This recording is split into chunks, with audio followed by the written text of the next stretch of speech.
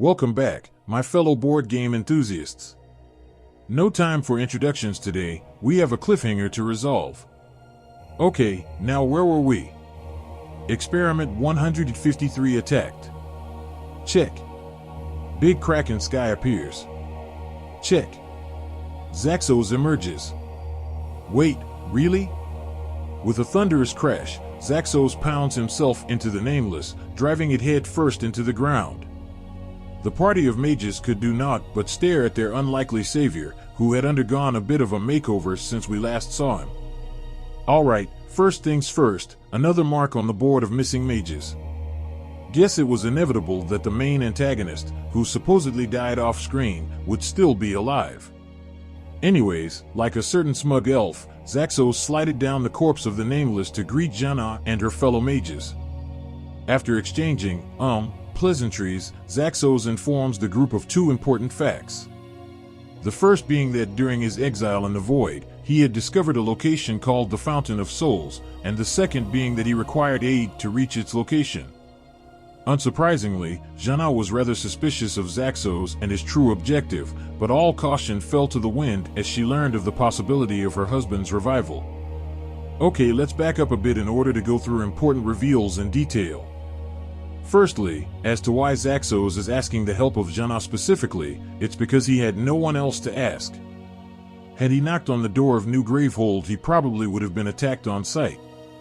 As for the followers of Zaxos, they recently lost their only members competent enough to undergo such a dangerous expedition.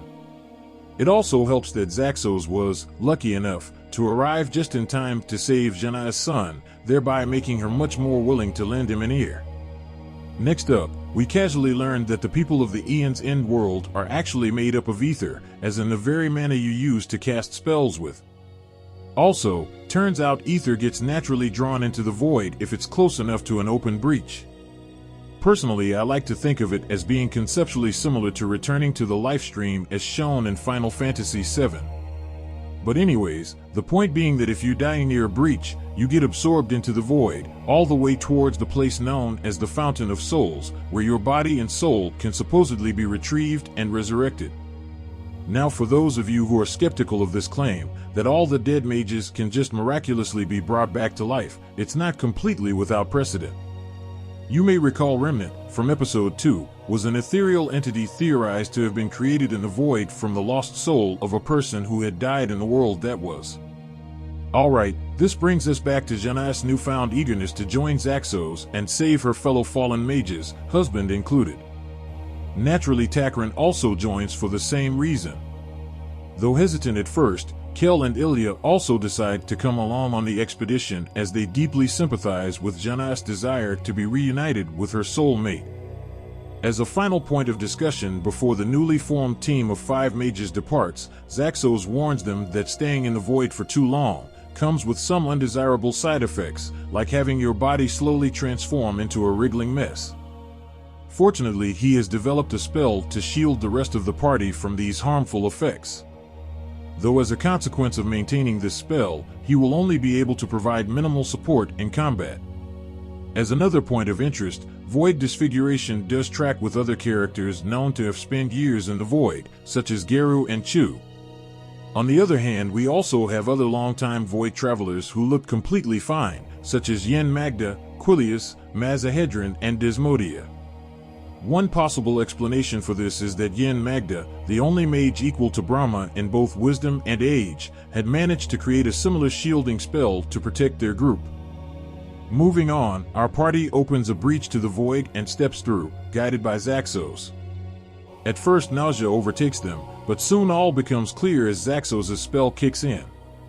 As mostly first-timers to the void, they stood a while in awe at the alien landscape.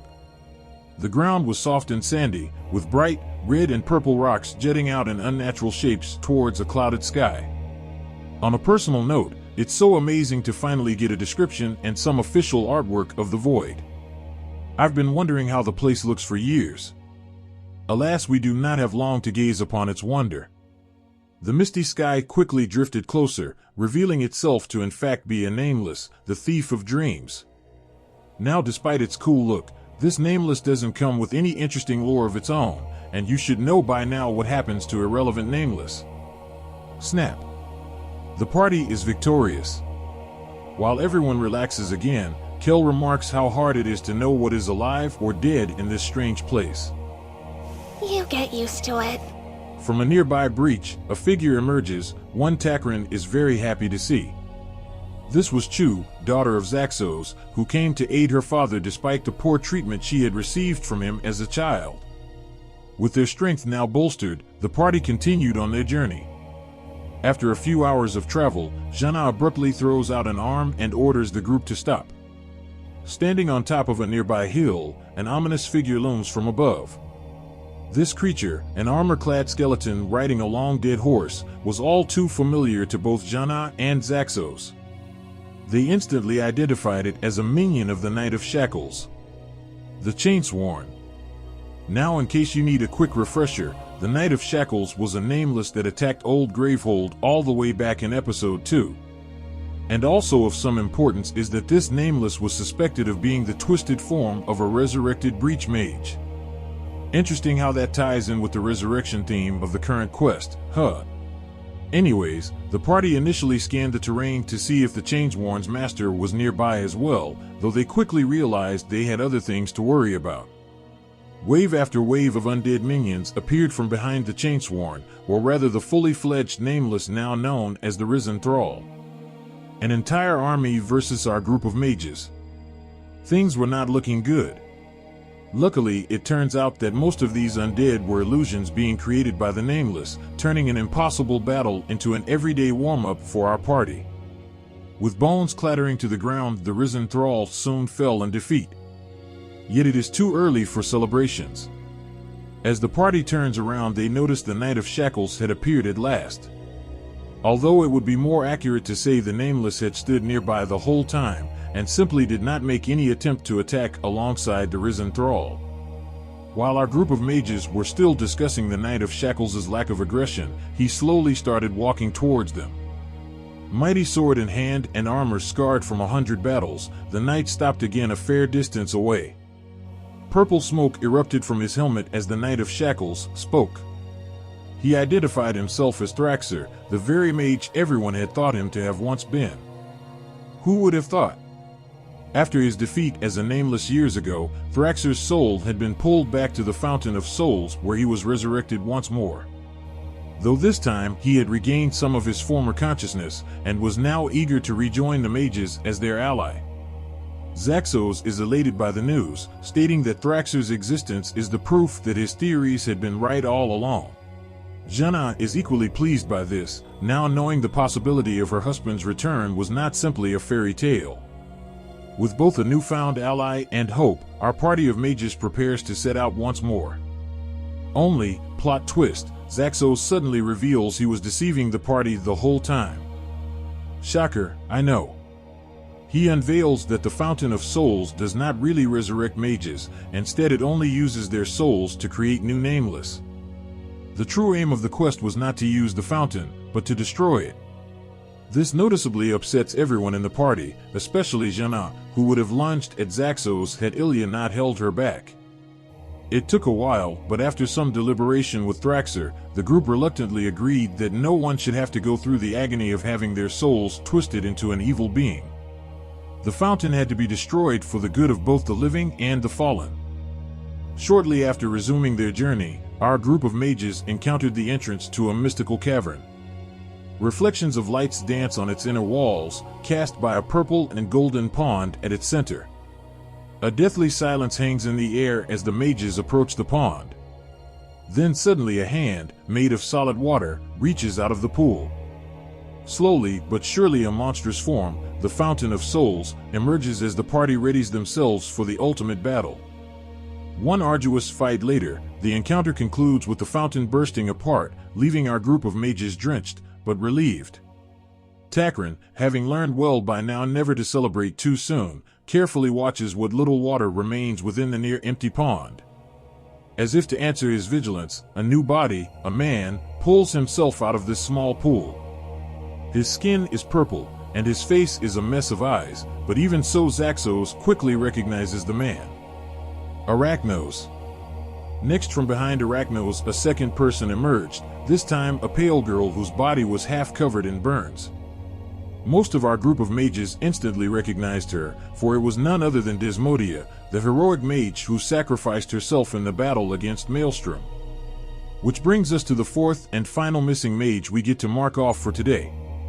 While it's not quite clear how or why only these two mages made it back, Zaxos theorized that the Fountain of Souls likely selected exceptional mages with strong connections to the Void to be converted into Nameless, and that these two were only halfway through the process. After providing their newly resurrected companions some aid, and with their quest now complete, the party had to decide what to do moving forward. Ultimately, they decided to split into two groups. Zaxos maintained the stance he held from the very beginning, that the answer to destroying the Nameless once and for all lied within the world of the Void. Thus he would travel the Void, along with those like him who were tainted, twisted, and adapted for survival in this strange world. Jana, on the other hand, chose to walk the middle road. She acknowledged that the power of the Void could no longer be ignored, while also seeing the wisdom in treating its power with caution. Our campaign draws to a close as Jana declares that it is finally time for her to return to New Gravehold, to speak with Brahma, and to hopefully arrive at a brighter future for all. Bonus lore drop time. I have to say, to me, this campaign has been full of the most mind-blowing revelations in the entire game.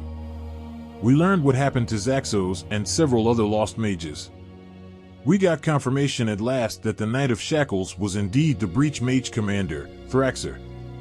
And to top it all off, the foreshadowing made all the way back at the bonus lore drop of episode 1 finally bore fruit.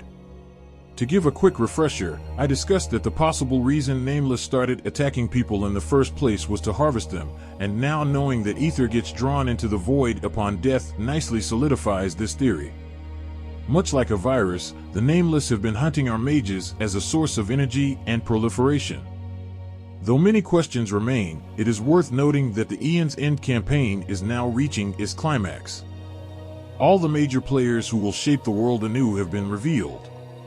Be sure to tune in next time for the ultimate team-up in Aeon's End, the Legacy of Gravehold. Or as I like to call it, Aeon's End, Avengers.